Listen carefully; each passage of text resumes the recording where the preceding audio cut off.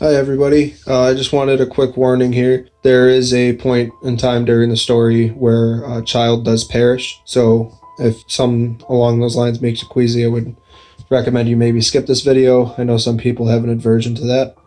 But the story is great, and I do hope you enjoy it. 335 Applewood Street. The house has been the talk of the town since the early 50s. It is said that the father went crazy and killed his family, to then have committed suicide by hanging. Some say the rope still swings in the basement at night. It has been many years since then. The town was remote and small. Not too many visitors came by. No local would buy the property, and most outsiders were warded off from moving to the town due to its remote location. Tyrese was a young, fit man.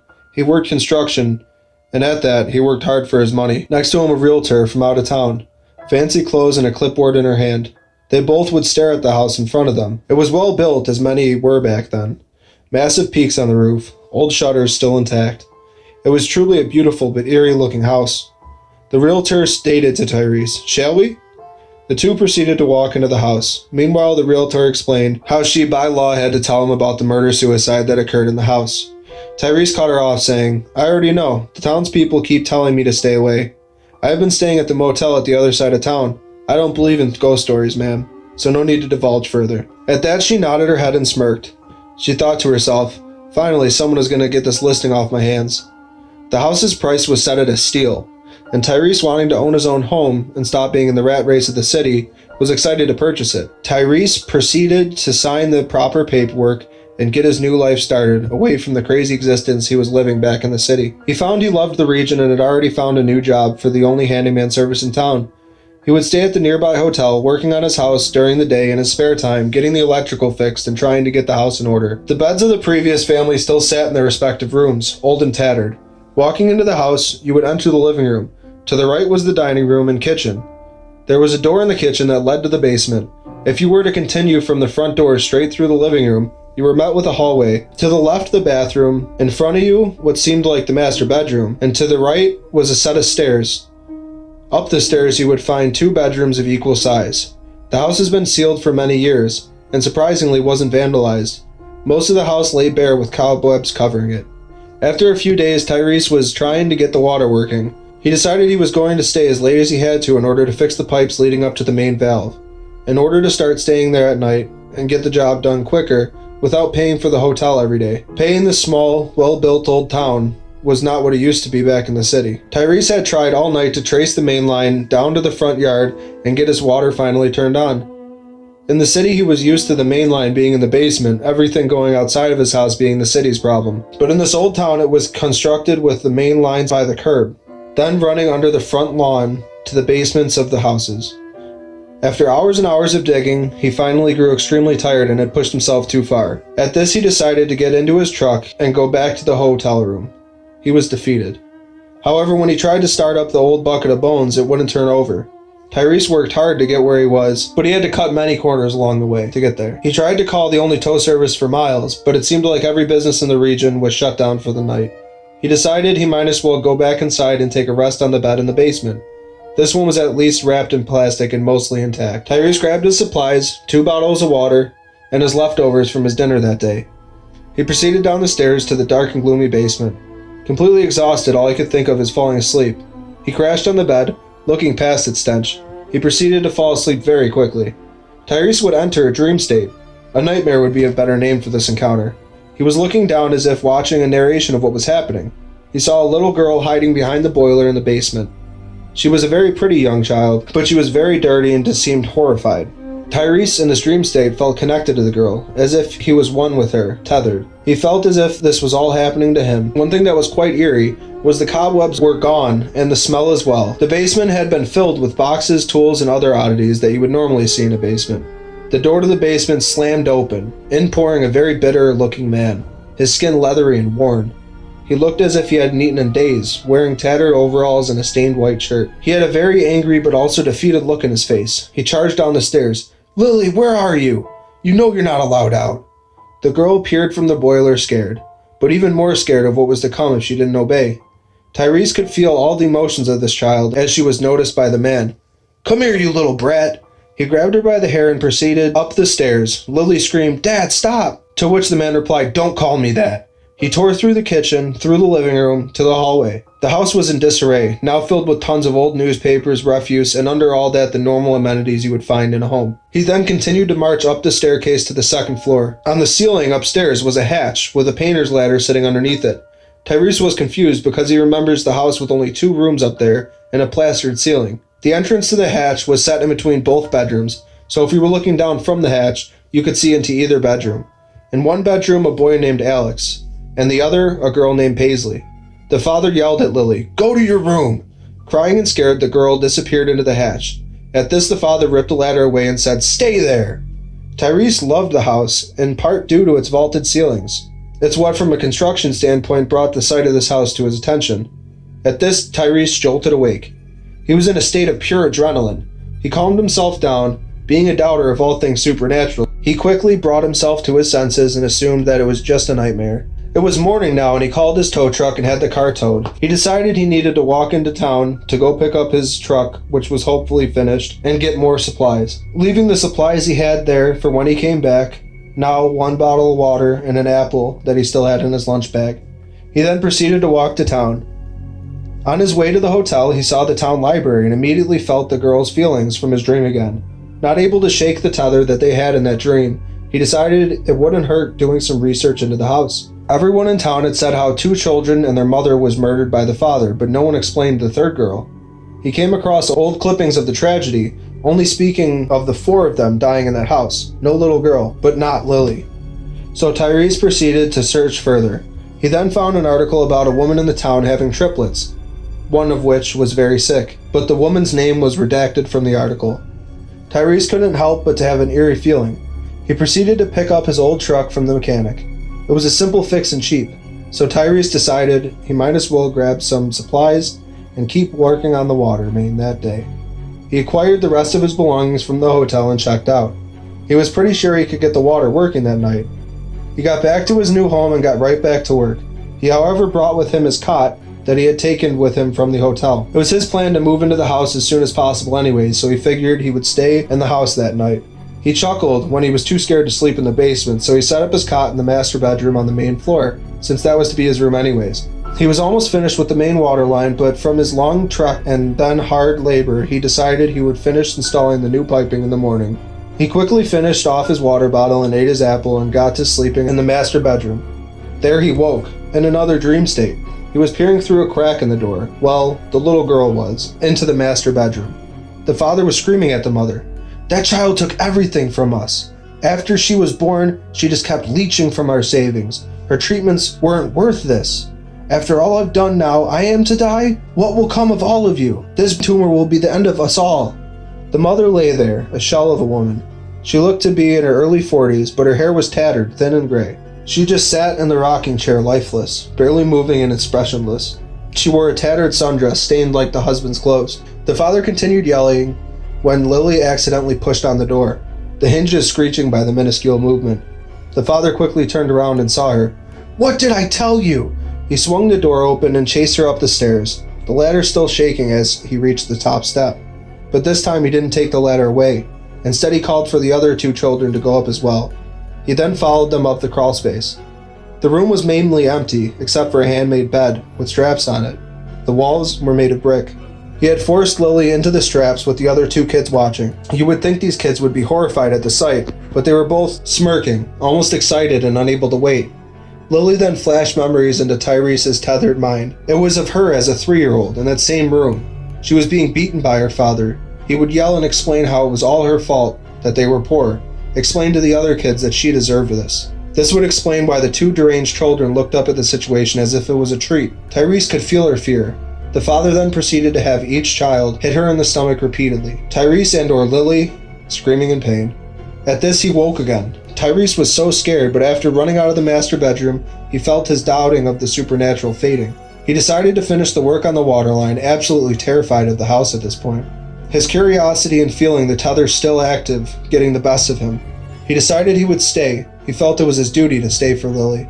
Later that night, he walked down into the basement, and under the steps he saw it. The exact same ladder, folded up right underneath the steps. Now he was sure there was a room in the attic. He brought the old ladder upstairs, right in between the 2 bedrooms, and started breaking the ceiling with his hammer. only to reveal a square, thick piece of steel bolted over what must have been the hatch. He quickly and desperately tore it off with all his strength, and with great help from his trusty hammer. He then dropped the hammer to the floor in awe of what he was seeing. It was the room, the same exact brickwork inside, sealing any light or possible exit. The bed in the middle of the room. In the corner he saw what used to be a young girl's body, mummified and curled up into a ball. His heart dropped. Lily. He then thought about when he slept in the basement, he saw what happened there. And when he slept in the master bedroom, what transpired in there. So for Lily's sake, he decided to sleep in the attic tonight. He thought he was crazy. He should be reporting this, not sleeping in a room with a corpse. But he felt her story needed to be told. He threw a blanket over Lily. He felt the need to do this for her. He fell asleep eventually, and once again, it was as if he was in Lily's body. This time she was in her room, in the attic, peering out of the hatch. He could feel her memories slipping deeper into his dreams. She was looking into her sister's room. She, just like the rest of the family, living in filth. She was beheading dolls. Another memory flashed into his mind, of her telling a young boy, most likely a neighborhood friend since Lily didn't know him, jumping from the top of the stairs to the bottom, hurting himself. She had talked him into showing her how brave he really was. This was then preceded with memories of Lily looking into her brother's room. He was terrorizing the house cat, Lily cringing inside with every yelp the cat put out. He looked up at her and smirked, an evil smirk. He threw the pocket knife he was holding up towards her hatch and yelled, "I'll get you someday, you brat." Lily now sat in her room crying. After this, Tyrese was in his own body, but still in the dream state. He walked over to the crying Lily.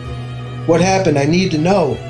She pointed behind him, and as he turned around, he was back in the tether. Lily was hanging down from the hatch, getting her feet as close to the floor as she could before dropping out, as she has done many times before. Sneaking through the house, she saw no one, but didn't hear anyone leave. In her time being in the room, she could identify who was where and where they had went, just based on the different sounds of the doors creaking and the footsteps of her family. But she had heard them pile into the basement. She was walking down the steps and looked to her right. Her mother was in her room in a rocking chair, door wide open. Her throat was slit. She was horrified, but proceeded into the kitchen to look down the stairs into the basement. Her head was barely sticking into the doorframe. Her father was down there yelling at the two kids. "Come back! This is how we can be with your mother! She told me what to do. She's in my head. She's here." He was clearly losing it due to the tumor. "I see you, Alex." The father had grabbed the boy, only to be stuck with his pocket knife right in the arm. The father looked as if nothing happened, as if there was no pain to the injury. He quickly grabbed the boy and threw him to the ground. Removing the knife from his arm, he raised it up and plunged it into Alex's gut.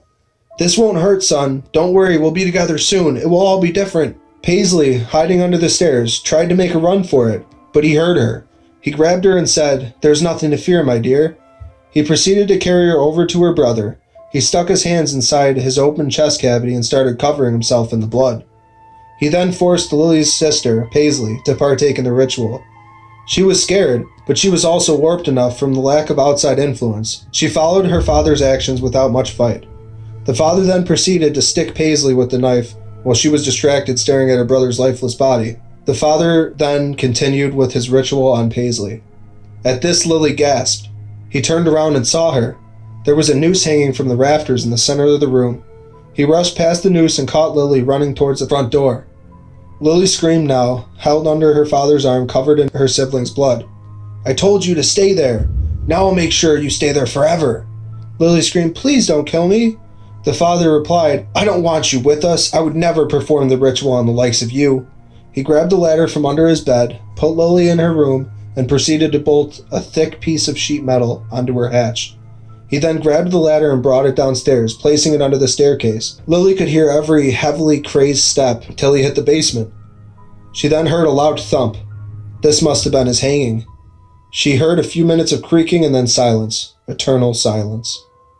Tyrese woke up screaming. He knew it must be real. That poor Lily had endured a horrible life with a tragic ending. Trying to leave and phone the authorities, he made his way towards the hatch. But the steel plate was back. He then remembered he left his hammer at the bottom of the ladder. "How?" he screamed. "How is this possible?" He would bang on the steel plate for hours, with no luck, hands bloody. Then he thought maybe he could take the brick wall out. It must be brittle and old at this point. He broke a piece of wood off of the bed and started chipping away at the mortar in between the bricks. It was dark, so this was no easy task. After his hands were bloodied, he had removed a few bricks. He would find that there was a thick layer of mortar with rebar behind the bricks. From his construction experience, he figured there was even another layer of brick beyond that. It was impossible for him to break through this in one day, and he grew extremely exhausted after having been in a panic trying to escape this small cell for hours. On top of that, he hadn't eaten or drank anything since yesterday. At that, he was horrified of what was next to come. He tried to stay awake as long as possible, but eventually, without warning, he nodded off. When he woke, he was still upstairs, but this time Lily was still a corpse in the corner. He had a sigh of relief that he hadn't had to endure another nightmare. He heard the steel latch being taken off, and he was excited for his freedom. He assumed all the noise he made maybe alerted neighbors to something being wrong. Once the hatch was off, he lay there looking at the light that entered the room.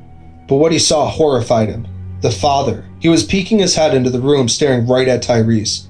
He proceeded to crawl into the attic. Tyrese looked around for a brick from the wall that he had destroyed to defend himself, but it seemed as if he had never touched the wall, and it was still fully intact.